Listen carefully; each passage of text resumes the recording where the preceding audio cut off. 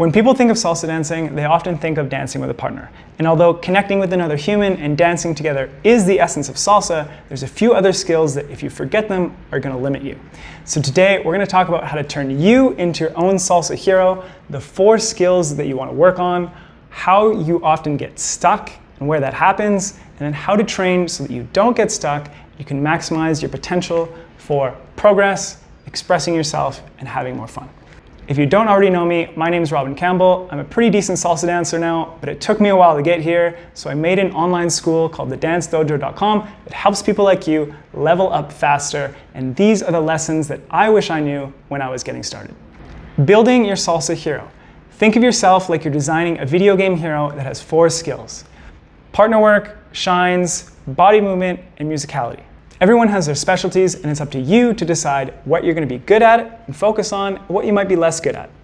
For example, Super Mario from London is really famous for his amazingly versatile and unique partner work, but you'll rarely see him do shines or much body movement. Or if you do, it just won't be the thing that stands out.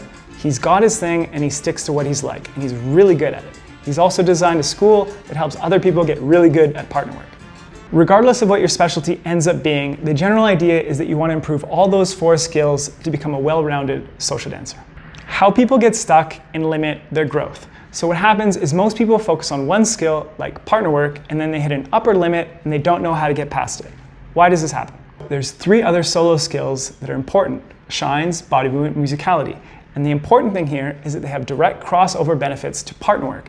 So if you're limited in those areas, you're going to be limiting your partner work. For example, shines help you improve your timing, your coordination, and your precision of footwork. So if in your partner work, you're feeling sloppy with your footwork and you're losing your balance, shines can help. Body movement is technique that makes everything look and feel better. So if you improve your body movement, you're going to be naturally improving your partner work technique, how it looks, and the execution. And musicality is the soul. If you don't have knowledge of the music and how to use it, you might have amazing partner work, but you're not connecting to the song, and that's going to limit you. So ask yourself, what am I missing right now? What could be holding me back? And in my experience, these are some common things or limits that people hit. Hitting a limit on partner work, shines, body movement, and musicality can help you, like I just explained. Hitting a limit on your shines, work on your body movement so you can bring your shines to life with movement, and musicality to inspire what you do in your shines. Hitting a limit on your body movement, work on your musicality so that you can take more inspiration from the music and the different textures, sound lengths, etc. to inspire how you move. Hitting a limit on your musicality growth, work on your body movement and your shines so that you have the tools and repertoire to then use to express yourself with all that musical knowledge you already have. So those are the 4 skills that can each limit or help support each other. Training recommendations to avoid hitting a growth plateau.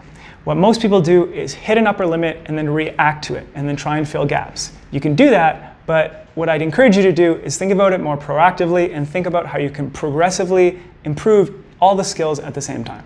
So at level 1, as an absolute beginner, here's what to focus on for each skill. Naturally, you're going to start with shines and partner work. You're going to learn the move individually first on your own, and then you're going to learn it with a partner.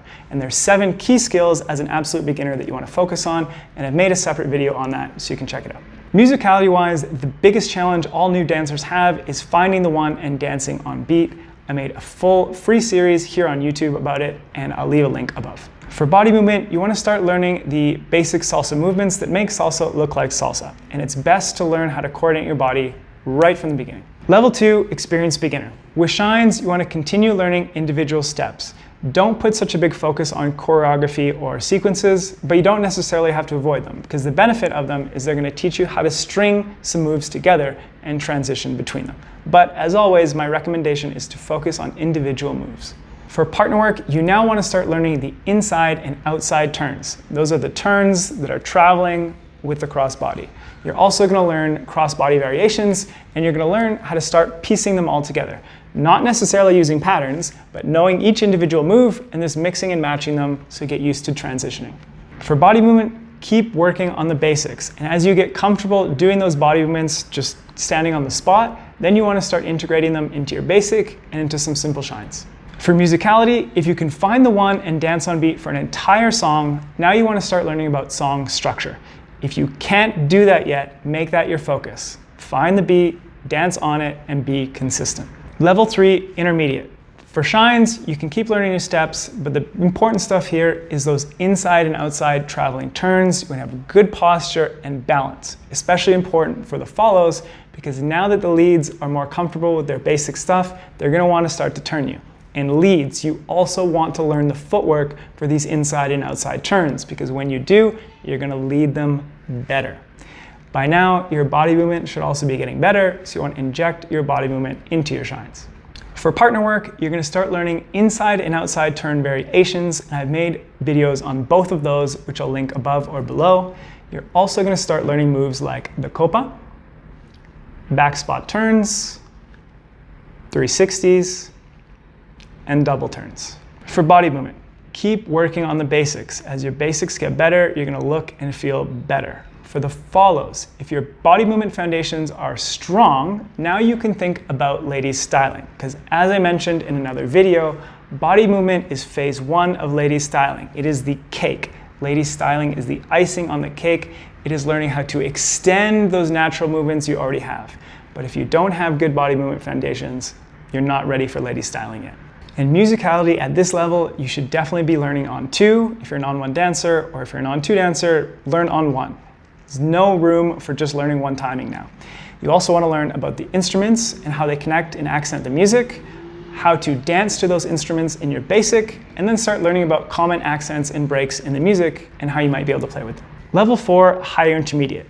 Now, with shines, you don't need to learn new steps. You have enough repertoire. What you want to do is learn how to break apart one step into its individual movements, so depending on what you hear in the music, you can mix and match those individual movements to interpret the music and improvise. And it goes without saying, by now you can dance on 1 and on 2. For partner work, you continue improving your technique, because that's going to make you look better, it's going to make you feel better, and allow you to do more complex things.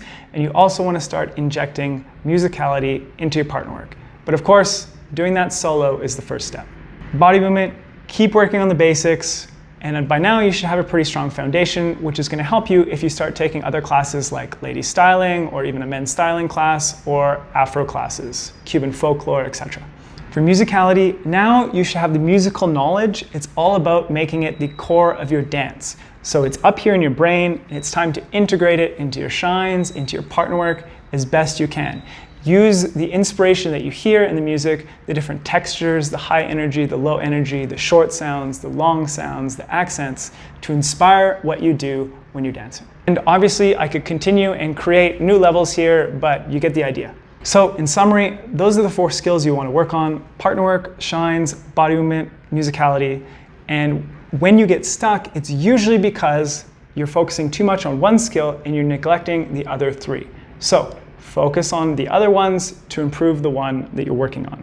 And body movement and musicality are often neglected and pushed aside until much later, but if you work on them right from the beginning, you're going to have a stronger foundation, and it's going to help a ton because they often take a really long time to get into your body. And now, with that progression roadmap that I just went through, you have a really good idea on what to focus on at each level. I'm currently working on more online programs to help you advance each one of those individual skills, so keep an eye out for that. For now, our online salsa program is amazingly well-rounded. It's going to help you give you a great foundation in all 4 skills. So if you want to try that, head to thedancedojo.com and you can try it free for a week. I hope this video has helped get clear on how to think about becoming an awesome social dancer and designing yourself as your own video game hero or your own salsa hero out there on the social dance floor, so you can explore your specialties, your style, and really find your own character. So that's it for this week. I will catch you in the next one. Peace.